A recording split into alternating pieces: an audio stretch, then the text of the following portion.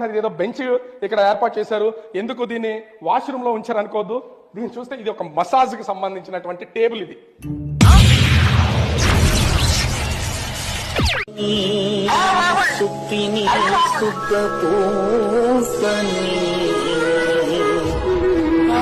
Flash back. డబ్బులు మాత్రం అంతంత మాత్రమే. ఇది పేదవాడికి పెత్తందారులకు మధ్య జరుగుతా ఉన్న యుద్ధం. సిగ్గుసరమేమన్నా ఉందా నీకు? నాకు లేదు. అదే మరి ఉందా అంటున్నా. నాకు లేదు.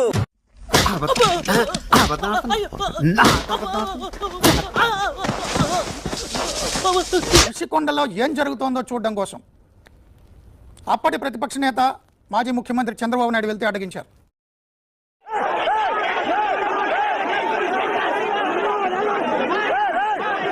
అప్పటి జనసేన అధ్యక్షుడు ప్రస్తుత ఉప ముఖ్యమంత్రి పరిశీలించడానికి